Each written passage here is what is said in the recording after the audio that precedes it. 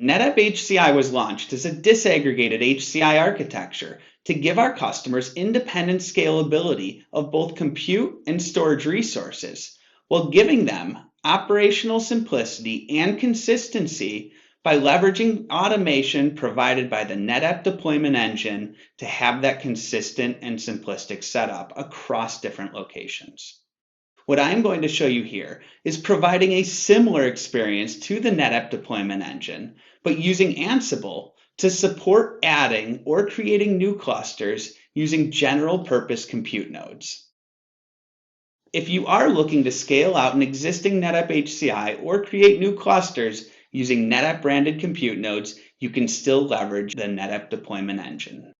For scaling an environment with general purpose compute or creating a new environment, this would be a large number of manual tasks, or you can use the automation provided by Ansible that will support both a 2-cable or 6-cable VSS or VDS setup to look and feel just like what was deployed by the NetApp deployment engine. When creating clusters or expanding clusters with NetApp branded compute nodes, NetApp deployment engine will do everything from installing vCenter, ESXi, and deploying that consistent setup across different sites.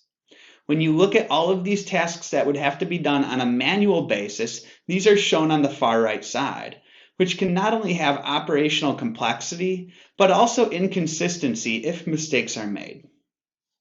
Instead, what we can use is bring in those general purpose compute nodes, but leverage Ansible to provide an automated setup similar to the deployment engine. As shown here, I have automated everything from creating a new data center, compute cluster, integrating all of the networking, and having that consistent setup from an ESXi layer to your SolidFire storage. Comparing the two scale options, both of them will provide consistent networking setups, whether you're using a 2-cable or 6-cable option. The difference comes down to that management node and vCenter, where NDE will deploy a new vCenter and management node for a new environment. If you are standing up a new environment with general purpose compute nodes, that will require a manual vCenter install, as well as deploying that management node separately. Many of the other tasks are all done in a very similar basis, whether in one you're going to be entering IPs through a web UI, and in the general purpose case, you would be entering this data into a variables file. I will now switch over to the demo to show you leveraging Ansible to provide this automation of your environment to either scale out an existing NetApp HCI deployment or create new NetApp HCI-like deployments on a general purpose vCenter. NetApp HCI was designed to give our customers an operationally simplistic as well as consistent setup for not only creating new environments, but also scaling out existing environments. What I am going to show you here is how you can use Ansible to scale out an existing NetApp HCI cluster or create new clusters that are NetApp HCI-like using generic compute nodes. Some of the prerequisites will be that you have a SolidFire cluster up and running, as well as vCenter installed. On the ESXi host that you're going to add to the cluster, they will need ESXi installed with the management IP and root password set. To simplify the automation, all of the automation is packaged in a container. I am kicking off the container to start this, and then I'm running my playbook, which will add the ESXi host to this vCenter using switch type VDS and state being present because I want to add this to the cluster. Ansible is going to be maintaining state. That is one of the aspects of Ansible.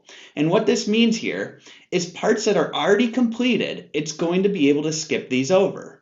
For example, I'm reusing the NetApp HCI Data Center 01.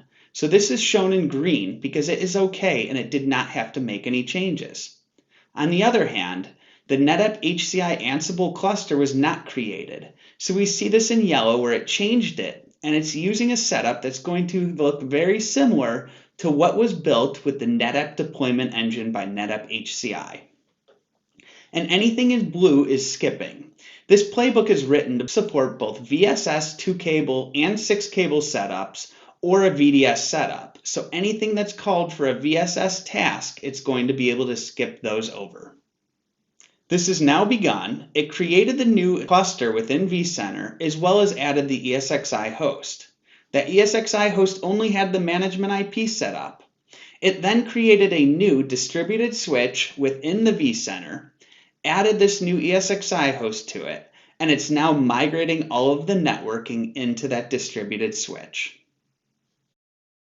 The distributed switch is now migrated over onto this host, and we've also created the VM kernel adapters that are going to match the policies of a NetApp HCI setup. For example here, with iSCSI A having uplink 2 as the only active adapter. It has also set up port binding as well as iSCSI. As the next part of the setup, it went into our NetApp SolidFire and created a new account if it wasn't already there. It also created a new access group, added the initiator of this host into it, then added that to the volume, grabbing it from vCenter, and then creating a new data store that's backed by that SolidFire volume, as we can see here with Ansible DS01 being created.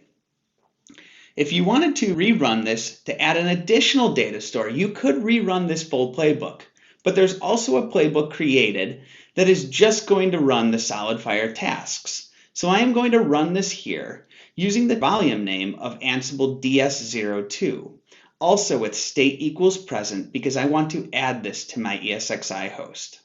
And this will rerun those commands, now being able to skip over creating the new account because it was already there. It's also going to skip over creating a new access group, but instead add that volume to the existing access group and make this a data store on that ESXi host, or hosts that are part of that access group. As shown, Ansible DS02 data store has been created, and we can also see both of these data stores on our SolidFire UI. In order to remove the data store, we can rerun this playbook with state equals absent. Rerunning this with state equals absent will then reverse those steps, cleaning up the environment. One thing to note though is that this is only for test environments, as NetApp SolidFire and Ansible will automatically purge that volume. So you want to make sure this is only used for volumes that don't have any VMs in it or any data that reside within it. This has now been cleaned up, and that Ansible DS02 has been removed from our ESXi cluster as well as NetApp SolidFire. Rerunning the original playbook with state equals absent will reverse all of those setups, putting it back to a standard switch setup as well as removing that ESXi host from vCenter. One piece that needs to be manually done is migrating that VM kernel port from the distributed switch to the standard switch. Once this is done and the playbook does pause for you to run that task, you can continue and it will fully clean up that host, bringing it back to the original state. This host has now been removed from the cluster and has been cleaned up. If I now want to rerun this automation but using a standard switch setup, I can rerun the original playbook but change it to switch type equals VSS and again state equals present. And this will now rerun the tasks but using a 2-cable standard switch setup. As shown, the automation just completed for a 2-cable standard switch setup, creating the different required port groups as well as VM kernel adapters, enabling iSCSI if it wasn't already enabled, creating the SolidFire volume, and mapping it back as a data store on this host. For the cleanup of a VSS setup, it is slightly different, but the same command will be run at the prompt. I'm now rerunning this with state equals absent to clean up that standard switch setup. And we can see going over to the networking that as it's getting cleaned up, it will start removing those port groups as well as the VM kernel adapters. As shown in green, the playbook has paused as there is one piece that we need to manually run, which is removing the second VM NIC from a VSS setup in order to fully clean it up. I just removed VM NIC 1. And I will hit enter to continue and finish cleaning it up and removing that ESXi host from the cluster. As shown, through Ansible, we can provide the same simplistic operation and having that operationally simplistic as well as consistent setup using generic compute in a NetApp HCI environment, or creating a new environment with SolidFire-backed storage that can have that consistent setup across different sites and environments.